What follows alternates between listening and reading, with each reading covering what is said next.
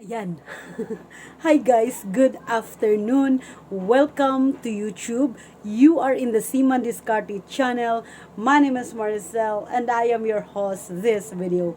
Pag-uusapan natin ang karamihan sa mga tanong sa akin na may mga kaibigan ako.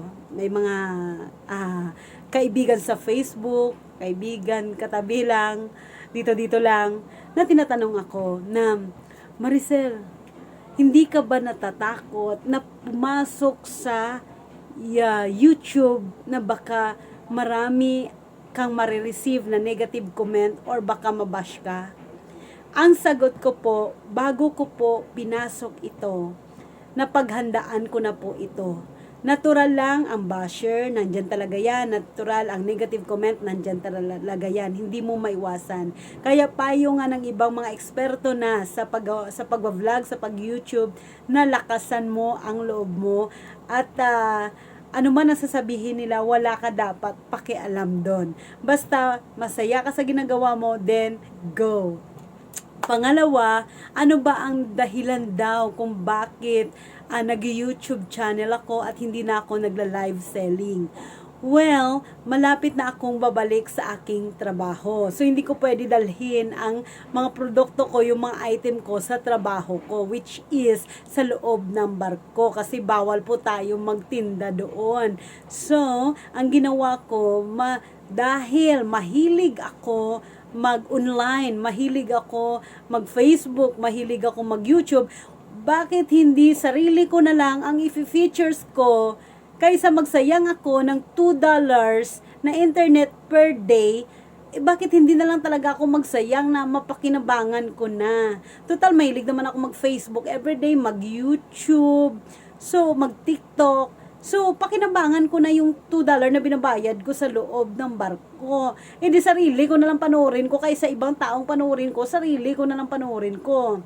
So, yun ang dahilan. So, pangatlo, at saka ito pa sa live selling. Bakit hindi ako nag-live selling ngayon kaysa pinili ko yung YouTube?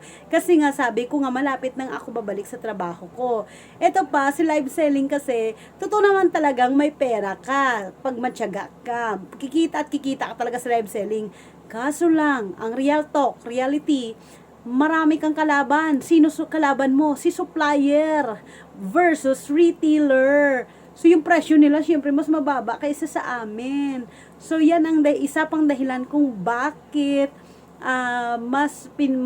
nag-focus ako ngayon sa YouTube kaysa content creator kaysa pagla-live selling kasi babalik na ako ng barko. At pangalawa is maraming competitors, mga wholesaler ang competitors mo, ako reseller lang, nami ka na. Okay, so pangatlong questions, sabi nila, wala naman masyadong nanonood sa channel mo, hindi ka ba nahihiya or hindi ka ba na gawa ka ng content tapos hindi lumalaki ang subscriber mo or hindi lumalago?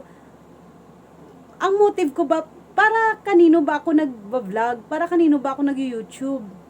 Ano ba motive ko kung bakit ako nag-YouTube or nag-vlog? Para ba kumita?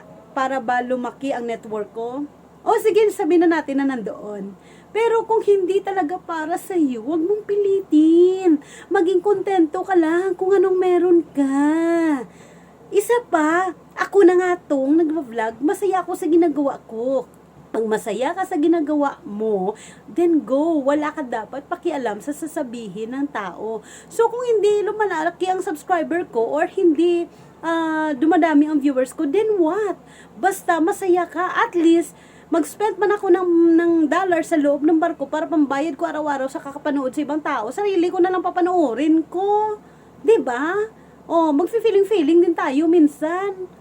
Oh, okay. So, okay lang yun. Kahit hindi siya lumaki or hindi siya maraming viewers, okay lang yun. Kung ano lang meron, maging kontento tayo. Kaya hindi tayo umusad sa buhay kasi minsan hindi tayo kontento. Dapat kontento tayo. At saka, pag binigayan sa iyo ng Diyos, walang imposible. Pero pag hindi niya ibigay sa iyo dahil masama ang motive mo, well, may plano ang Diyos. Sa ibang bagay ka pa niya siguro maring gagamitin. So, okay lang. Basta nag-enjoy lang ako. Wag sabi nga ng mga professional YouTuber tsaka mga vlogger, pag pumasok ka sa YouTube, wag kang mag-expect na isang linggo makakakuha ka agad ng 1,000 subscriber, 2,000 subscriber, or kikita ka na agad. No. May pera naman talaga sa YouTube eh. Ilan na bang mga sikat na artista, mga sikat na vlogger ang kumita sa YouTube, 'di ba? Sino ba? Pero kung yan lang ang viewers mo, then must be happy and must be kontento. Basta alam ko sa sarili ko na I do my best at ang ginagawa ko is to share my experience, to share my knowledge sa mga kabataan na gustong magbarko, sa mga taong nangangarap magbarko, sa mga nagtatrabaho ngayon at gustong mag-upgrade ng kanilang career, gusto nila mag-grow ang kanilang career, at least magkakaroon sila ng idea kung anong gagawin nila para sila makapagbarko, anong itsura ng loob ng barko, ano ba mga trabaho sa loob ng barko. At least nakakatulong tayo. So, for me, I don't care. Si Lord nang bala niyan kung lalaki ang subscribers mo or lalaki ang viewers mo. Ipasa Diyos mo na lang basta. Lahat ng mga bagay na gagawin natin, maging kontento tayo at enjoy na lang natin. Kaysa manood ka sa ibang YouTube or Facebook, sarili mo na lang panuorin mo, no? Gawa ka dyan. Sarili mo panuorin mo, ma-entertain ka pa. Okay? Tapos isa pa, natural tayo ngayon, hindi ako pwede mag-hired ng editors or maging maganda tong YouTube channel ko. Kasi ang tao talaga, parang palengke yan eh. Kung kailangan niya talaga ng produkto mo, bili-bili at bibili yan kahit hindi mo ialok. Kung talagang papanuurin ka at papanuurin ka, kung hindi mo na kailangan mag-alok pa. So, nasa viewers at nasa tao na yan kung talagang gusto ka nila. So, hindi mo mapipilit. At normal talaga ang bashers. Simula noon hanggang ngayon, hindi mo maiwasan yung bashers. So, maging tayo dyan, maging ready. Bago ko pinasok yung YouTube channel, na dami ko ng mga motivational speaker na pinakinggan, ang dami ko ng mga life coach na pinakinggan, ang dami ko ng mga sikat na YouTuber, vlogger na pinakinggan. Na una, naging failed sila, bumagsak sila, nawalan sila ng pag-asa, hanggang sa bumangon sila. So, kung nakayanan nila, bakit ako hindi ko makayanan ba yun? Diba? Ganon dapat ang mindset natin. Kung tingin mo na nahirapan ka, isipin mo na lang na kung kaya nila, kaya mo rin. Dapat maging ganon ang mindset natin.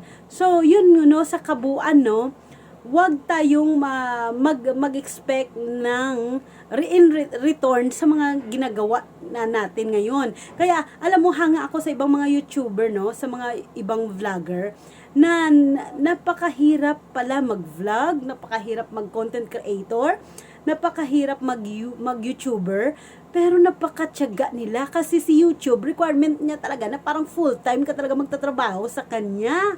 Gusto mo kumita na malaki? So talagang full-time ka YouTube. So, yung mga content creator, mga vlogger, mga YouTuber, saludo ako, okay?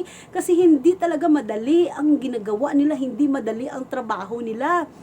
Biruin mo, napakahirap, kaya akala nyo lang, nakikita nyo, na basta na lang ganun-ganun, na magharap sila sa camera, magsasalita. Hindi, bago yan ang setup niyan, tsaka yung naghahanda sila kung ano mga sasabihin nila, at tsaka in-spend nila ng time para mag-edit, mapaganda ang kanilang channel.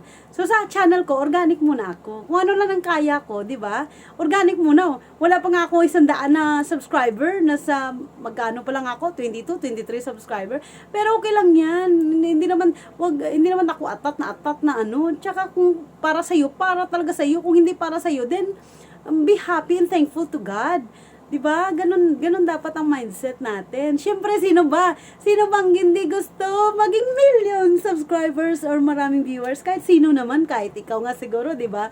Pero kung hindi para sa iyo, 'wag mong pilitin. Kung para sa iyo, ibibigay at ibibigay 'yan. So, ano man ang gagawin mo, mga kaibigan? So, suportahan mo ang channel ko nawa. At kung gusto mo pang malaman kung ano yung buhay marino, paano magbarko, ano yung mga diskarte na gagawin nating mga marinos, so please ay i-subscribe mo yung channel ko, and then i-like and share and hit the bell button. So actually, minsan nakakaya mag-beg ka sa tao, no, or mag-please ka, no, to subscribe. Pero minsan kailangan kong gumaya din sa iba eh. Siyempre, gaya-gaya lang naman. Minsan, kumbaga parang sari-sari store eh. Pag nakita mo yung isa na may sari-sari store, minsan gagayahin mo din, di ba? Magpapatayo ka rin ng sari-sari store. Di ba, ganyan tayo mga Pilipino.